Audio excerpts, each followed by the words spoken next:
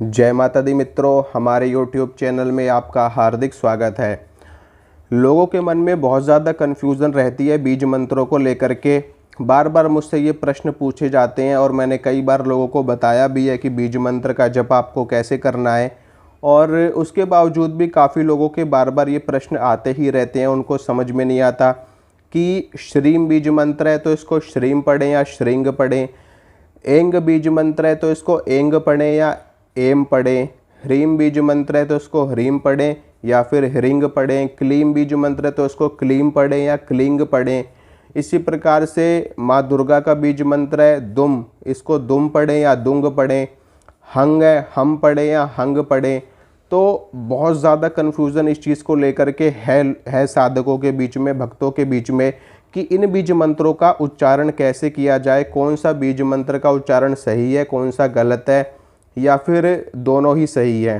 तो यहाँ पर मैं आपको बीज मंत्रों के उच्चारण से पहले एक छोटी सी आपको कथा बताना चाहता हूँ। देखिए, रत्नाकर नाम का एक डाकू था, ठीक है, और बहुत ही भयंकर डाकू था, बहुत ही भयंकर उसके पाप कर्म थे। तो नारद जी ने उसके पाप कर्मों को कम करने के लिए और उसको मोक्ष प्रदान करने के लिए, उसको ज्ञान देने के लिए रत्नाकर डाकू को भगवान श्री राम का मंत्र प्रदान किया था, राम, ठीक है। लेकिन उसके पाप कर्म इतने ज़्यादा थे, और अपने पाप कर्मों के प्रभाव से और अपने ज्ञान ना होने के कारण, यानी कि उसको ना तो वेदों का ज्ञान था, ना उसको किसी भी तरह के ग्रंथों का ज्ञान था, पुराणों का ज्ञान था, ना ही उसको उपनिषदों का ज्ञान था, ना ही उसको व्याकरण का ज्ञान था, किसी भी चीज़ का ज्ञान नहीं था। और कोई उन्होंने अध्ययन नहीं किया था, कोई उन्होंने किसी भी तरह की चीज़ नहीं करी थी जिससे उनको ज्ञान प्राप्त हो सके या कुछ भी ऐसा कुछ हो, क्योंकि वो डाकू थे। उनका काम ही यही था, चोरी करना और लूट लेना लोगों को, लोगों की साथ छीना झपटी करना। डाकुओं का तो यही काम होता है, और वो जंगलों में ही रहते हैं, पहाड़ों में ही रहते हैं, छुपे हुए रहते हैं हमेशा। तो नारद जी ने उनको भगवान श्री राम का बीज मंत्र राम प्रदान किया था, लेकिन अपने बुरे कर्मों के कारण वो राम को मरा शब्द उनको समझ में आया, यानी कि वो मरा शब्द उनको सुनाई दिया, मरा समझ में आया, और उसी मरा को जप करते करते वो महर्षि वाल्मीकि बन गए, ठीक है।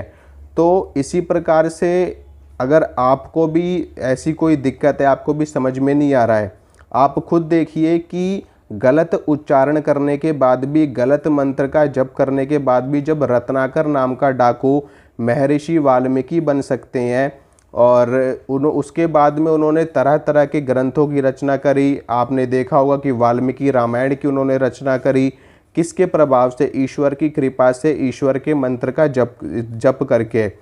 चाहे भले से उन्होंने गलत मंत्र का जप किया हो, उन्होंने राम की जगह मरा उच्चारण किया हो, लेकिन उनके भाव सच्चे थे, उनके मन में भावना सच्ची थी और शुद्ध हृदय था उनका, और ईश्वर के प्रति उनके मन में भक्ति की भावना थी। लेकिन गलत मंत्र का जप करने के बावजूद भी वो इतने बड़े महर्षि बन गए, ठीक है। इसी प्रकार से एक कथा और मिलती है देखने को। सत्यव्रत नाम के एक ब्राह्मण थे, श्रीमद् देवी भागवत महापुराण में ये कथा मिलती है। सत्यव्रत नाम के ब्राह्मण थे, और वो जन्म से ही मूर्ख थे, यानी कि आप उनको महामूर्ख भी कह सकते हो। और ऐसा एक ऋषि के श्राप के कारण हुआ था। जो उनके पिताजी थे वो भी ब्राह्मण थे, और उनको एक ऋषि का श्राप लग गया था। श्राप के कारण ही वो जन्म से ही मूर्ख थे, जब वो पैदा हुए थे तभी से वो मूर्ख थे, यानी कि उनकी बुद्धि भी कुंठित थी। वो उसके बाद में जब वो धीरे धीरे बड़े होने लगे तो उनके माता पिता ने उनको खूब वेदाध्ययन करवाया। बड़े बड़े महर्षि, जो बड़े बड़े विद्वान पुरुष थे, उनके पास भेजा ज्ञान प्राप्त करने के लिए और शिक्षा प्राप्त करने के लिए, विद्या प्राप्त करने के लिए, लेकिन उनको कभी कुछ समझ में नहीं आया, ठीक है। और वो उनका जो पूरे समाज में मूर्ख के नाम से अपयश फैलने लगा, यानी कि सारा समाज उनको मूर्ख मूर्ख कह कर के पुकारने लगा। वो जहाँ भी जाते उनका अपमान किया जाता, यहाँ तक कि उनके माता पिता भी उनका अपमान करने लगे कि तुम तो मूर्ख हो, इस संसार में संतान हो या ना हो, संतान ना हो वो अच्छा है कि एक मूर्ख संतान होने से। ठीक है, उनका ऐसा कहना था कि मूर्ख संतान होने से अच्छा है कि हमें कोई संतान ही ना होती। इस तरीके से तरह तरह के अपमानजनक शब्द सुने उन्होंने अपने माता पिता से, हमेशा सदैव सुनते ही रहते थे। बाकी वो कहीं भी जाते थे तो लोग उनका मजाक उड़ाते थे, उनको मूर्ख बोलते थे, उनको बुद्धिहीन बोलते थे, उनको विवेकहीन बोलते थे। तो इन सारी चीज़ों को सुनते सुनते उनके मन में, उनके हृदय में वैराग्य उत्पन्न हो गया और वो वन में चले गए।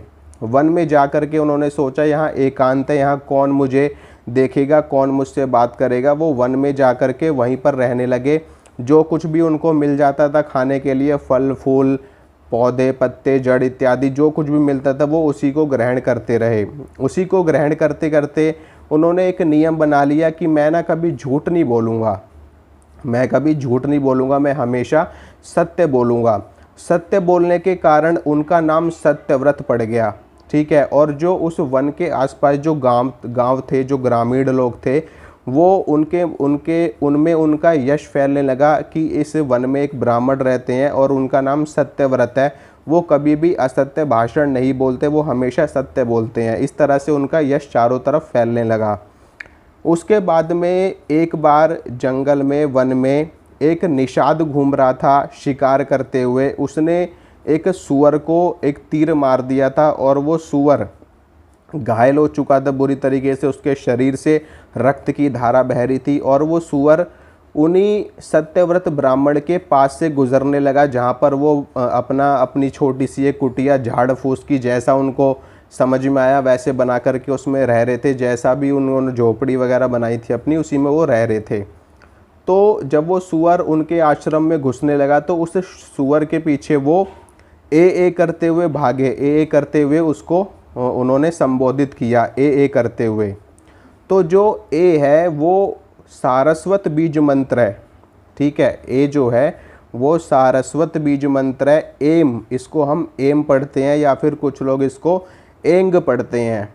तो उन्होंने जो बिंदु लगा हुआ है, जो कि ब्रह्म का सूचक है, जो कि नाद का सूचक है, ईश्वरीय शक्ति के ब्रह्म होने का सूचक है, उन्होंने अनुस्वार भी इसको बोला जाता है बिंदु को।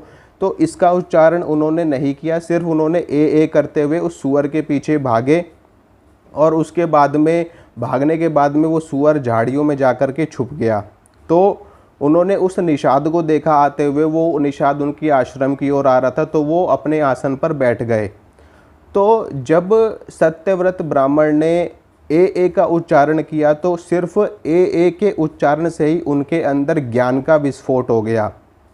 ठीक है, ज्ञान का विस्फोट हो गया, क्योंकि ये सारस्वत बीज मंत्र है। उनको ज्ञान प्राप्त हो गया माता महासरस्वती से, और उनके अंदर ऐसी विलक्षण बुद्धि उत्पन्न हो गई और वो बाद में कविराज बन गए, यानी कि कवियों के भी राजा वो बन गए। सिर्फ ए के उच्चारण से, यानी कि गलत मंत्र के उच्चारण से, अनुस्वारहीन मंत्र के उच्चारण से वो कविराज बन गए।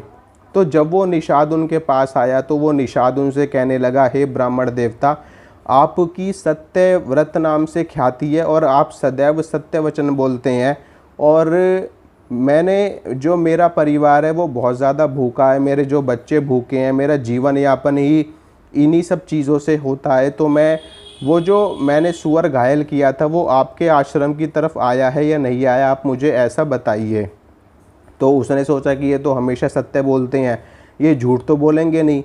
तो वो भी बड़े धर्म संकट में पड़ गए कि अगर मैं सत्य बोल दूंगा तो ये उस घायल सूअर को मार देगा और हिंसा करेगा, उसकी मृत्यु हो जाएगी और इसका जो पाप है वो मेरे सर पे लगेगा। और अगर मैं इससे झूठ बोलता हूँ तो जो मेरा सत्यव्रत का धर्म है वो खंडित हो जाएगा। तो ऐसे में क्या किया जाए, वो ऐसा सोचने और विचारने लगे। और माता सरस्वती की कृपा से जो उन्होंने बीज मंत्र का जप किया था, उनके मन में एक ऐसी भावना आई। उन्होंने उस निषाद से सिर्फ एक वचन बोला कि जो देखने वाली आँख है वो बोलती नहीं है और जो बोलने वाली ज़ुबान है वो देखती नहीं है। इतना बोलने के बाद में वो निषाद उनकी बात सुन करके वापस लौट गया। इस तरीके से ना तो उनका जो सत्यव्रत का उनका संकल्प था वो टूटा और ना ही उस जीव की मृत्यु हुई। और वो जीव भी बच गया और उनका जो धर्म था वो भी बना रहा, उनका जो व्रत था, संकल्प था, वो भी बना रहा। तो इस कहानी का, इस कथा का जो आशय है वो ये है कि गलत बीज मंत्र के उच्चारण से भी वो इतने बड़े महान कवि बन गए और कविराज बन गए, कवियों के राजा बन गए। और जो रत्नाकर नाम का डाकू था वो गलत मंत्र के उच्चारण से भी महान ऋषि बन गए। महर्षि वाल्मीकि के नाम से उनकी ख्याति इस संसार में लोग आज भी जानते हैं उनको। तो जब गलत मंत्र का ये प्रभाव हो सकता है तो सही मंत्र के उच्चारण से क्या प्रभाव देखने में मिलेगा। तो इससे जो हमें सीख मिलती है वो ये है कि गलत, भले से हम गलत मंत्र का उच्चारण करते हो, लेकिन ईश्वर के प्रति अगर हमारे मन में सच्ची भावना है, सच्ची श्रद्धा है, तो हमें ईश्वर का साक्षात्कार अवश्य होता है और भगवान के दर्शन हमें अवश्य प्राप्त होते हैं और जो हमारी मनोकामना है वो भी अवश्य ही पूरी होती है। अब ऐसे में बात आती है मंत्र की कि मंत्र का जप कैसे किया जाए, श्रीम पढ़ें या श्रृंग पढ़ें। देखिए, आपके गुरु, आपके टीचर जिनसे भी आपने मंत्र प्राप्त किया है वो आपको जैसे भी मंत्र प्रदान कर देते हैं। अगर वो आपको श्रीम मंत्र प्रदान करते हैं तो आपको श्रीम का उच्चारण करना चाहिए। अगर वो आपको ह्रीम बोलते हैं तो ह्रीम का उच्चारण करना चाहिए। अगर वो आपको ह्रिंग बोलते हैं तो ह्रिंग पढ़ना चाहिए। मतलब कि वो जैसा मंत्र आपको प्रदान कर रहे हैं, सही गलत, चाहे वो श्रीम बोल रहे हो, चाहे वो श्रृंग बोल रहे हो, जैसे भी उन्होंने मंत्र को सिद्ध किया है, ठीक है, चाहे श्रीम का उच्चारण करके किया हो, चाहे श्रृंग का उच्चारण करके किया हो, आपको वैसे ही उस मंत्र का जप करना चाहिए। उसी से आपको लाभ प्राप्त हो जाएगा, उसी से आपकी मनोकामना पूरी हो जाएगी, उसी से आपको सिद्धि प्राप्त हो जाएगी। तो आपको बिल्कुल भी नहीं सोचना है। बाकी अगर आप इसको जानना चाहते हो बहुत ही ज़्यादा गहराई के साथ में, तो इसके लिए आपको पूरा का पूरा व्याकरण सीखना पड़ेगा, ठीक है। इसमें आपको स्वर सीखने पड़ेंगे, व्यंजन सीखने पड़ेंगे, अनुस्वार, अनुनासिक आपको सीखना पड़ेगा। और शब्द के ऊपर जो मात्रा लगती है, जिसको हम अनुस्वार बोलते हैं, बिंदी बोलते हैं, वो उसमें अंगा का साउंड आएगा कि माँ का साउंड आएगा, और वो बहुत ज़्यादा जटिल आपके लिए हो जाएगा, आपको समझ में नहीं आएगा। इसीलिए कहा जाता है कि आपके जो टीचर हैं, आपके जो गुरु हैं, जो आपके योग्य आचार्य हैं, योग्य ब्राह्मण हैं, वो आपको जैसे मंत्र दे रहे हैं आप वैसे ही उसको स्वीकार कर लो। चाहे गलत दें, सही दें, कुछ भी दे, वो आपको कुछ भी शब्द आपको बताएं, ठीक है। अगर वो आपको मान लो नवारण मंत्र दे रहे हैं और नवारण मंत्र में उन्होंने एम ह्रीम क्लीम चामुंडाई विच्चे ऐसे आपको दिया है तो आपको ऐसे ही इस मंत्र का जप करना चाहिए। अगर उन्होंने आपको एंग ह्रींग क्लींग चामुंडाई विच्चे ऐसे आपको मंत्र दिया है तो आपको ऐसे ही पढ़ना चाहिए। अगर उन्होंने आपको एंग बोला है तो आपको एंग पढ़ना है। अगर उन्होंने आपको एम बोला है तो आपको एम पढ़ना है, क्योंकि जैसे उन्होंने मंत्र का जप करके मंत्र को सिद्ध किया है, मंत्र का प्रभाव भी वैसा ही आपके सामने प्रकट होगा, ठीक है। तो आपको इस विषय में ज़्यादा नहीं पढ़ना है, दोनों ही सही है। श्रीम भी सही है, श्रृंग भी सही है, एम भी सही है, एंग भी सही है, ह्रीम भी सही है, ह्रिंग भी सही है, क्लीम भी सही है, क्लिंग भी सही है, ठीक है। दुम भी सही है, दुंग भी सही है। तो आपको जैसे आपके टीचर बताते हैं या जैसे भी आपको सही लगे आप वैसे जप करिए।